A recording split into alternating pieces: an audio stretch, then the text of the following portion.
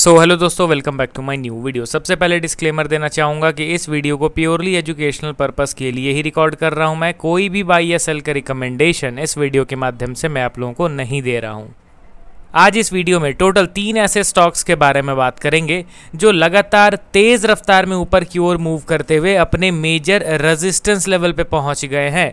And ध्यान दीजिए दोस्तों, मार्केट भी थोड़ा सा वॉलेटाइल है एंड जिस हिसाब से वन वे मोमेंटम के साथ ये सारे स्टॉक्स रेजिस्टेंस पे पहुंचे थे, चांसेस वर प्रिटी लो कि ये इस मोमेंटम के साथ रेजिस्टेंस का ब्रेकआउट कर सके।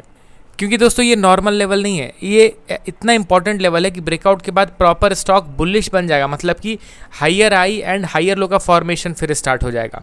तो ऑब्वियसली कुछ कंडीशंस होते हैं, कुछ एक्सपीरियंस के ज़रिए मैंने नॉलेज गेन करा है कि किस तरीके से प्राइस बिहेवियर डेवलप होता है before breakout of any important resistance level. And वो चीज़ें यहाँ पे अभी हुई नहीं है, तो थोड़ा सा अलर्ट मैं कर रहा हूँ इस वीडियो के थ्रू। तीनों ही फंडामेंटली स्ट्रॉन्ग कंपनी के स्टॉक्स हैं एंड तीनों में ही अभी यूट्यूब में कुछ ज़्यादा ही हलचल मचा हुआ है। ऐसा लग रहा है जैसे कि ये सारे स्टॉक्स ही सबको मल्टी बिलियनेयर बना देंगे या फिर मल्टी बैगर ये बन जाएंगे। ऐसा कुछ नहीं है दोस्तों, रिलैक्स होके हम लोग पेशेंस के साथ इन स्टॉक्स का एनालिसिस करेंगे। तो चलिए, पहला स्टॉक हमारे लिस्ट में आपके सामने है, केमिकल सेक्टर से बिलोंग करता है। कंपनी का नाम है आरती इंडस्ट्रीज लिमिटेड। आज के दिन 2.3% का माइनर डाउनफॉल हम लोगों ने देखा, 478 के लेवल पे ट्रेड करा, 475। अब देखिए दोस्तों, यहाँ पे रिजल्ट्स को आप फोकस में मत डालिए। हम सभी लोगों को पता है कंपनी फंडामेंटली स्ट्रांग है, आज नहीं तो कल ये दोबारा से बाउंस बैक करेगा। अभी high input cost, expensive input cost के चलते इनका ओवरऑल जो मार्जिन है ना वो श्रिंक कर गया है एंड प्रॉफिट इसके चलते बढ़ नहीं पा रहे हैं, उल्टा डिक्लाइन हो रहे हैं। एंड ये सिर्फ आरती इंडस्ट्रीज़ के साथ नहीं हो रहा है, in fact most of the chemical companies के साथ अभी के टाइम पे यही मसला हम लोग को मिल रहा है देखने को। अभी यहाँ पे डायरेक्टली इनके टेक्निकल पार्ट को हम लोग कवर करते हैं, क्योंकि ये जिस हिसाब से ये स्टॉक नीचे गिरा है, अगर आप इसको देखोगे तो ऑल टाइम हाई इसका था क्लोज टू 1000 रुपीज़। अब ये 1000 के भाव से गिरता हुआ 350 के आसपास आ गया, ठीक है। तो मोर देन 60-70% का करेक्शन हुआ। अब आप एक चीज़ बताइए कि ये फंडामेंटली स्ट्रॉन्ग कंपनी का स्टॉक क्या इसी तरीके से गिरता गिरता जीरो के भाव पे आ जाएगा क्या? बिल्कुल भी नहीं। इनका बिजनेस तो ख़त्म नहीं हुआ है, बिजनेस में अनसर्टेनिटी लगा रहता है, बट बिजनेस ख़त्म नहीं हो रहा है, ये चीज़ हमें ध्यान रखना है। तो एक सर्टेन लेवल से बाउंस बैक ज़रूर करेगा एंड वो सर्टेन लेवल पे हम लोग को थोड़ा सा न्यूट्रल होकर देखना रहता है। अभी आरती इंडस्ट्रीज समहाउ एक स्ट्रॉन्ग बेस बनाता हुआ दिखाई दे रहा है आफ्टर अ लॉन्ग टाइम, मतलब जब से स्टॉक में करेक्शन स्टार्ट हुआ है, यानी कि 2022 से करेक्शन स्टार्ट हुआ है, तब से जाके अब लिटिल बिट बेस फॉर्मेशन दिख रहा है, जो कि अभी तक नहीं दिखा था हम लोगों को। आप देखो तो ऑलमोस्ट 1.5 ईयर्स हो चुके हैं इस स्टॉक को इस लोअर लेवल पे कंसोलिडेट करते हुए। यहाँ पे आप देख रहे हो ना, लोअर लेवल पे ये 1-1.5 साल से कंसोलिडेट कर रहा है। अब इस कंसोलिडेशन जोन के ब्रेकआउट के बाद प्रॉपर ट्रेंड रिवर्सल हम लोग एक्सपेक्ट करके चलेंगे। अभी ये इस जोन के अपर लेवल पे यानी रेजिस्टेंस पे ट्रेड कर रहा है, वेल एंड गुड। अभी इसको थोड़ा सा आप जूम इन करो, ठीक है। यहाँ पे हम लोग इसको जूम इन करेंगे तो आपको क्या दिख रहा है कि रेजिस्टेंस लेवल पे कितने दिनों से कंसोलिडेशन जारी है, 2026 के स्टार्टिंग से, जो कि बढ़िया बात है। मतलब जितना कंसोलिडेशन होना चाहिए था उतना ऑलमोस्ट हो चुका है। अब जैसे ही ब्रेकआउट देगा तो मैं इसको प्रॉपर बुलिश कंसीडर करूँगा, बट ब्रेकआउट देना ज़रूरी है। यहाँ पे अभी अगर ध्यान से देखा जाए तो आरएसआई में लिटिल बिट वीकनेस दिख रहा है, plus technical wise chart pattern पे भी पता चल रहा है कि सेलर्स थोड़े ज़्यादा एग्रेसिव होते हुए दिखाई दे रहे हैं।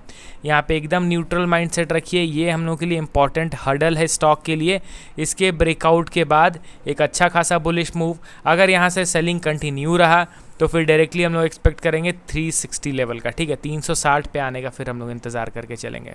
तो इसके अकॉर्डिंगली हम लोग अभी प्लानिंग करेंगे। रेजिस्टेंस पे ट्रेड कर रहा है, लिटिल बिट न्यूट्रल व्यू रखेंगे हम लोग। अब चलिए बढ़ते हैं हम लोग अगले स्टॉक की ओर, जहाँ पे अगेन थोड़ा सा कॉशियस रहने की ज़रूरत है, क्योंकि ये स्टॉक भी अपने ब्रेकआउट के लेवल पे ट्रेड कर रहा है, बट इसका मतलब ये नहीं ना कि कूद पड़ेंगे स्टॉक में। 5080 के लेवल पे ट्रेड कर रहा है, स्टॉक का नाम है फाइन ऑर्गेनिक इंडस्ट्रीज लिमिटेड। आज के दिन 2.4% का करेक्शन देखने को मिल गया। ये भी केमिकल सेक्टर से बिलोंग करता है, इसका भी अगर आप अर्निंग देखोगे तो आरती इंडस्ट्रीज की तरह डिक्लाइन नहीं हुआ, बट स्टिल डिक्लाइन तो हुआ है, पीक लेवल से इनका अर्निंग देखोगे तो नीचे की ओर गिरा है, ठीक है। एंड उस हिसाब से स्टॉक प्राइस में भी डिसेंट करेक्शन हुआ है।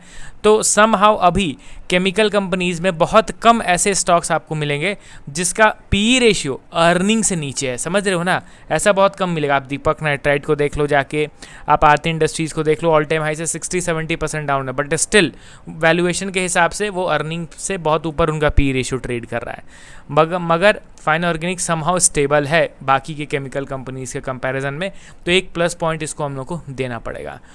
फंडामेंटल वाइज देखोगे तो सारी चीज़ें अव्वल दर्जे की दिखाई पड़ती है। शेयर होल्डिंग पैटर्न भी एज इट इज़ पहले की तरह ही है, कोई भी माइनर चेंज भी देखने को नहीं मिल रहा है। पब्लिक के पास 8.9% था पहले, अभी भी 8.9% है 10 क्वार्टर के बाद भी, एंड बाकी के सारे शेयर्स बड़े प्लेयर्स के हाथ में हम लोग को दिखाई दे रहा है। अब चलिए टेक्निकली आप इसके चार्ट पे एक बार नज़र डालिए। तो यहाँ पे कंपनी का नाम मैं एंटर करता हूँ फाइन ऑर्गेनिक। अब यहाँ पे देखिए तो ये भी आफ्टर अ लॉन्ग टाइम अपने मेजर रेजिस्टेंस पे पहुँच गया है।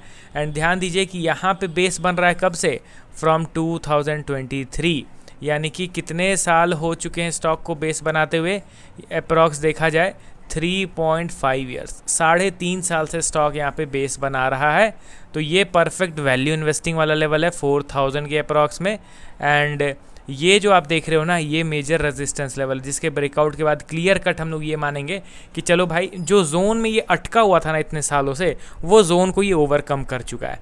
बट ब्रेकआउट मिलना ज़रूरी है, जो अभी तक तो मिला नहीं है, ये चीज़ क्लियर कट दिख रहा है। तो ये 5250 ये लेवल आप नोट करके चलिए, ये हमारा इंपॉर्टेंट रेजिस्टेंस है। एंड इस रेजिस्टेंस पे एक बार दो बार नहीं, मल्टीपल टाइम्स स्टॉक नीचे गिरा है, आप समझ रहे हो ना। इससे भी बड़े बड़े शार्प मोमेंटम के बावजूद ये सस्टेन नहीं कर पा रहा है रेजिस्टेंस पे, ये नीचे गिर जा रहा है। तो इसलिए अभी कुछ वैसा अलग मत सोच के चलिएगा, इस बार भी ये नीचे गिर सकता है, ये माइंडसेट लेके चलना है।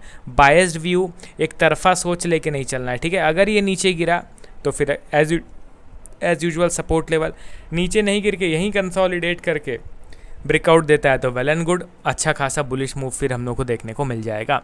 अगला और लास्ट स्टॉक हमारे लिस्ट में आइडिया फोर्ज लिमिटेड।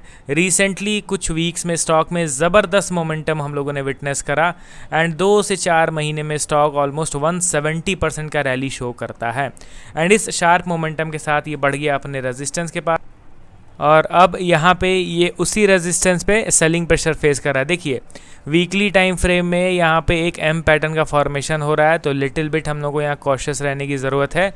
यहाँ से ऊपर गया, नीचे गिरा, फिर ऊपर गया, फिर अगेन नीचे गिरा, तो यहाँ पे एम पैटर्न बन रहा है। वीक एंड होने में अभी 2 दिन बचे हुए हैं, वेंसडे थर्सडे फ्राइडे को शायद से मार्केट क्लोज रहेगा, तो ये 2 दिन बहुत क्रूशियल रोल प्ले करने वाला है आइडिया फोर्ज स्टॉक के लिए। तो इस 2 दिन में अगर ये प्रॉपर रेड कैंडल बन जाता है तो समझ जाएंगे कि एम पैटर्न बन गया, तो फिर एक डिसेंट करेक्शन एक्सपेक्ट किया जा सकता है, शायद से ये गिर के आ सकता है 600 के आसपास। देखते हैं, उस हिसाब से डिसीजन लेंगे। अभी अलर्ट रहना है तीनों स्टॉक्स में, क्योंकि अपने रेजिस्टेंस पे ये अभी स्ट्रगल कर रहे हैं। मिलता हूँ कल नए वीडियोस के साथ, ओके देन बाय बाय।